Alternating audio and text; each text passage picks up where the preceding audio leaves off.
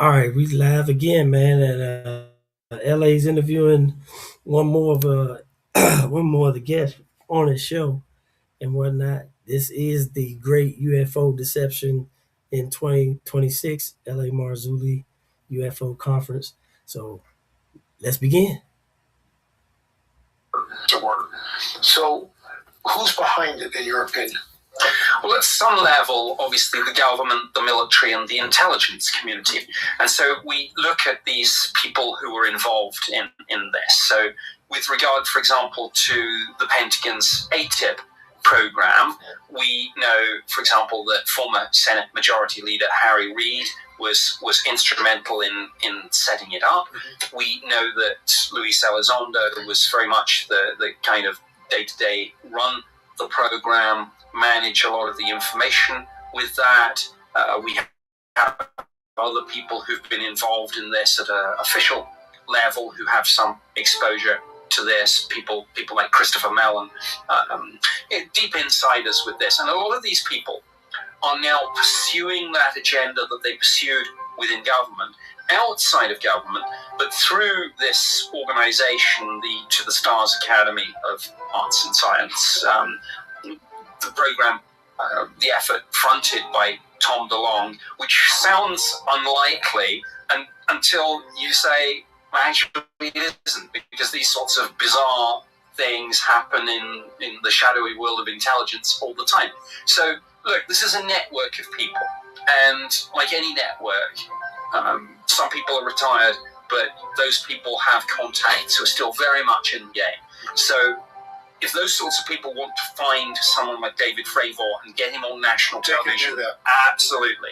So it's not so much how did this guy with no book get on TV. It's that he is part of the story, and therefore the people who are managing this, and I use that word deliberately, know where to find him.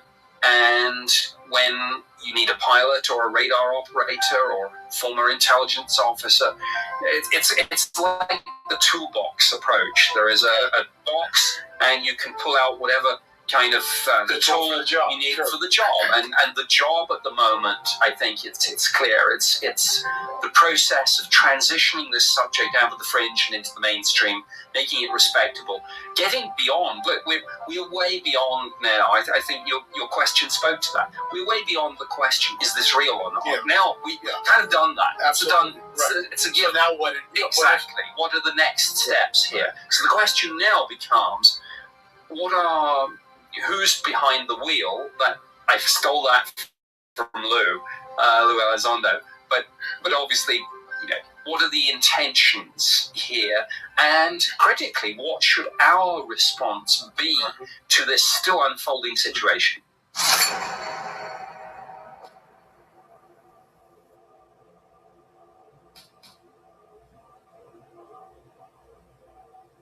What happens if a mile wide craft shows up above Washington or something like that? That changes the deal. That changes the deal for the world. Nobody's prepared for that. I think that most people they hear about the discussions in the news and about UFOs and UFO disclosures, but turning on your TV and listening to the president tell you that we've made contact and showing a video of a mile-wide UFO over the White House changes the deal.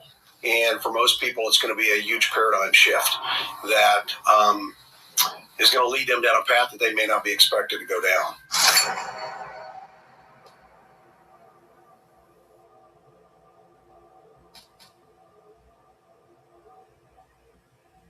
Without setting a date, do you think we're close to full-blown disclosure?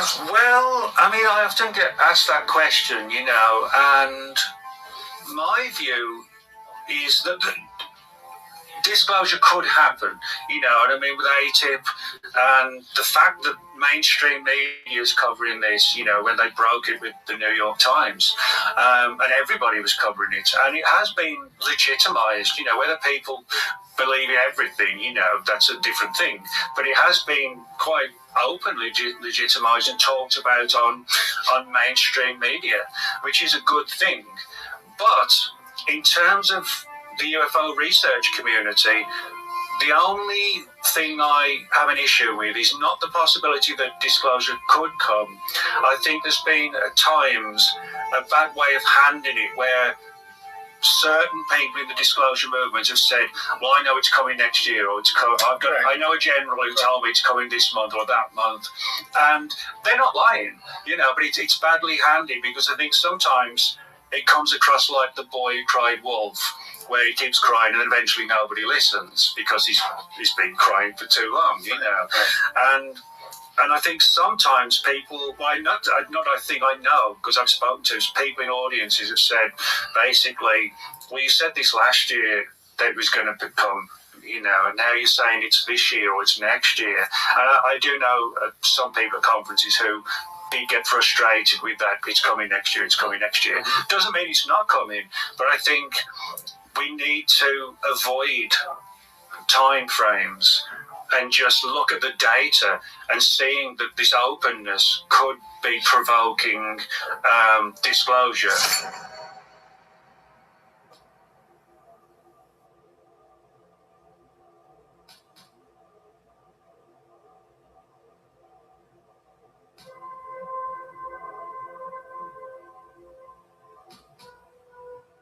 They're talking about off-world vehicles that they have. The United States government has in its possession off-world vehicles. I mean, that's huge. So now we're not talking wreckage, some hubcaps from a UFO. We're talking, we've got an entire vehicle. What are your thoughts? Well, this has been like a time release type of... Yeah, it's very deliberate. It manages... Well, it's been very slow since the 50s. I mean, with getting us all used to Star Trek and watching all these movies, aliens and things, that we're slowly becoming used to the idea, that possibility of aliens out there. But the progress we're seeing now, since a certain person has been elected, that this stuff is like steamrolling. It's like a flood of information is coming out. And once incriminating evidence comes out like this video, there's no going back. Yeah. And it appears that someone's opened the door.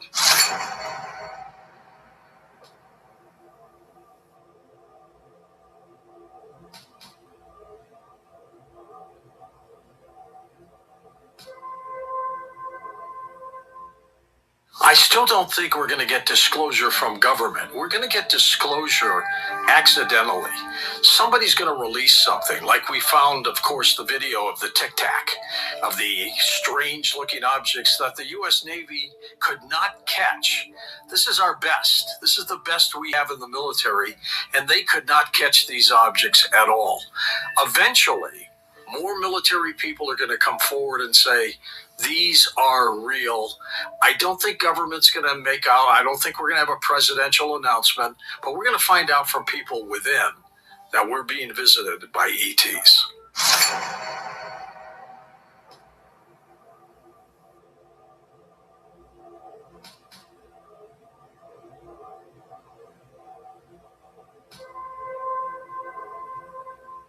So, if this is a deception, if it's a supernatural phenomenon that we're seeing, then it fits the biblical narrative perfectly.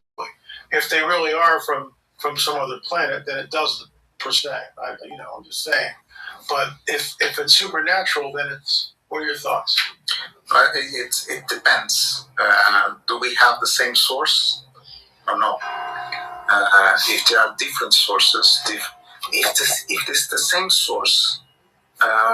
When you say the same source that's sending these entities. Okay. All right. Assuming different shapes, etc. Which is what I believe. The other hypothesis is that there's really something different. Panspermia is not necessarily the seed of life through extraterrestrials. It can be the seeding by meteorites and and comets, etc. So they have found the ingredients of life, the organic materials in the comets. So it could be. Although our planet is in reality, it's the abundance of life. It's so diverse that it's absolutely amazing and difficult to explain. Yeah, I concur. The deception part, it's difficult to me to debate that, because we would have to consider, for example, Fatima. I can relate to that deception. And you and I worked on our phones on Fatima, right? The Greys, I can eventually relate to that. The Tolwites, the Nordics, it's a little bit different. Okay. Eventually, the crop circles could be an exception. But cat mutilation, it's not an exception. It's just there. It is what it is. It is what it is. Skinwalker Ranch, it is what it is. Okay. Cat and mouse, Skinwalker Ranch, the entity does not want us there, and the Indians knew for centuries that was something that they would not go there. Okay? So it's not a deception. You just don't have to mess with it. Okay? So there could be different realities, different interpretations. It's difficult to say. I don't know. Theologian and author G.H. Pember. Okay. It's an interesting time to be alive. I remember when I was growing up, I always had an interest in aliens, UFOs, and everything. But at that time, by and large, the government was saying that none of this was real. This is and Josh it was all fantasy. And then on top of that, the church that I grew up in was saying the same thing. That's just demonic projection kind of stuff. It's not real. But I've always kind of felt like there's going to come a day where people are going to know it's real. And we're living in that day now, and it's insane to me how fast that happened.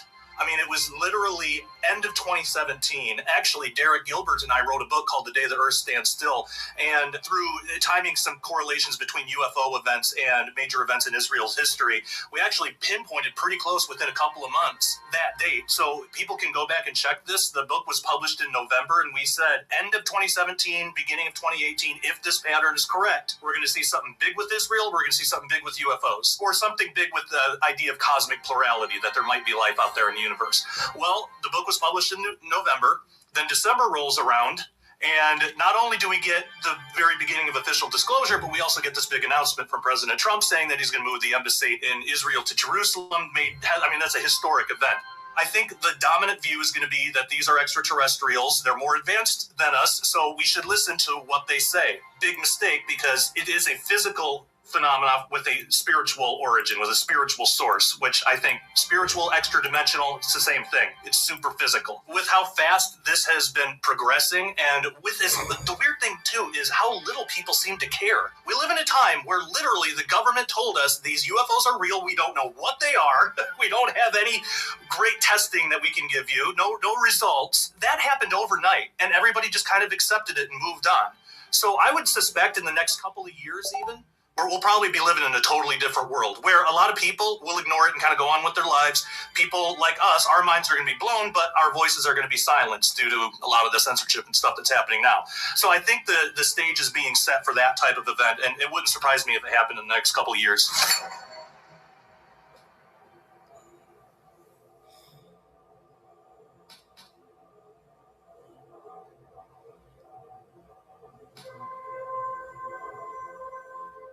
The question then is, who are they in contact with?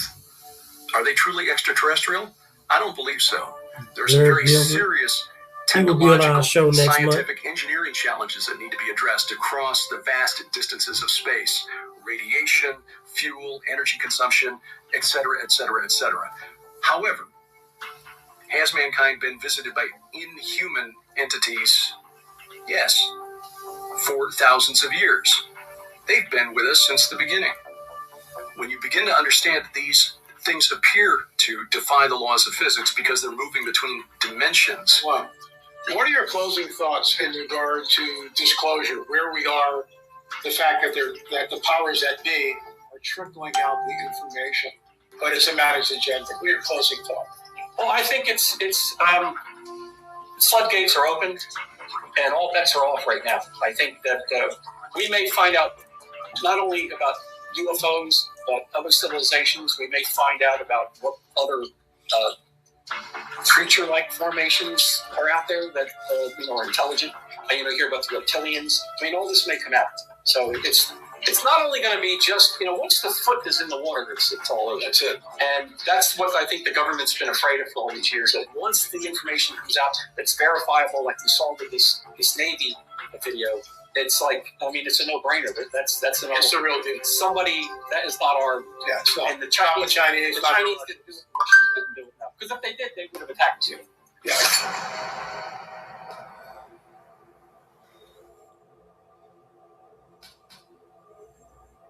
Wow. Ken McKenna, Terrence McKenna, filmmaker. I think there's Producer. multiple things happening. First off, there's likely military craft that we don't know about, high level, top secret stuff that our tax dollars are likely paying for. I really do think they are prepping the masses for a revealing of some kind. I don't know if it's going to be real so-called aliens or some kind of fake thing with Project Bluebeam has been talked about, but they're definitely conditioning the masses for some kind of revealing of technology, maybe first, and then definitely entities to come. Because right now we have a generation that is not really into things like Freemasonry openly, although there are modern Freemasons. Like cultural leaders like Tom DeLonge, who was the lead singer, one of the singers for a band called Blink-182, a band I grew up listening to. He not only is putting out the Masonic symbolism out there, but he also has organizations called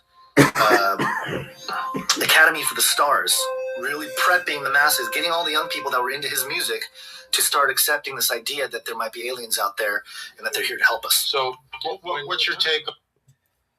Okay, that's weird. So our government maybe is prepping us for aliens. I said it once before on the show, maybe, episodes back, that if you show up at a Walmart 2-3 o'clock in the morning, a real 24-hour Walmart, you will see strange things there. You see strange people. They might be aliens. You never know. They are among us. They live among us. We don't know who they are. Like I said, it's weird. Definitely weird. And as I tell everybody, keep your antennas up and keep your head down in the Word of God. On Fravor. I don't know. It seems like some of these folks who are being placed out there to reveal some of these things, it feels like a controlled dissemination of information. But other than that, I'm not sure. I don't know what to think of it. What do you think the future holds? Chaos. I think a lot of chaos. We're going to see a lot of changes, obviously, culturally, people being prepared for, again, perhaps entities that will reveal themselves as saviors, maybe enhanced humans, maybe as some kind of resurrection of somebody who might have died, who is influential. The technology is really the key piece here. I think the technology aspect of it, you don't need gray aliens to walk out onto the stage as long as you have the technological miracles, quote unquote, to make it look like there's something really supernatural going on. But the technology is, I think, creating that deception. And I think people are being prepped with our cell phones, with all of the fake news stuff in the media. We're being prepped for some kind of revealing. And up until that point, I think we're going to see more and more chaos, more and more division, more and more just violence, unfortunately. And it's going to come from all angles, political, economic. I do think there's an economic crash, just like 2008 imminent. Perhaps by the time this is being viewed, it has already happened, another crash. But yeah, I think a lot of changes are at hand. And I think technology is going to spark a lot of the salvation type of thinking in the masses. And with that comes some kind of human being, or maybe perhaps an enhanced being, or maybe they'll reveal themselves as aliens, extraterrestrials, whatever it is, some kind of supernatural or beyond human to get the people to rally around this world and the basically the Antichrist. Do you think these crafts are nuts and bolts? I think some are. Some are probably nuts and bolts. There are tons of reports of UFOs that seem to have more of a hard physical presence to them, but others are definitely not. And so I think those are the ones that we should probably be more concerned about. The military craft, sure, those are, they're troubling. The fact that they're not telling us, the fact that they're not revealing those things. Why are they hiding it? Maybe it's just a military reason to, conceal things against the enemy or other countries or whatnot. But now that we're entering this phase of globalism, who's going to be the enemy? Who's going to be the helpers? And I think those are all going to be part of the narrative that unfolds as we march into the 2020s here. We might have. Okay. I'm only trying to do 20 minutes at a time. I don't want to get any copyright infringements on me. We did ask LA, can we, jip it, here and there before the conference even started. But basically, I'm just here to give you a little bit of what another section of the Christian world is doing. Basically, they're studying UFOs, the Nephilim. They're studying the giants that used to be here on the earth, and the apostasy of the church, and the way the culture now is drawing so many people away from the Christian church, and it's amazing. And then there are people who are coming back to the Christian church because maybe they heard about some of this stuff when they were younger, and now they've seen it, and it's open back up their minds, and so they come back to this, to the Word of God and back to Jesus. Right now, I gotta catch another flight. So I got to get out of here. At least internationally, travel to London, Paris, Tokyo, Japan, go to New York, LA, Chi-Town.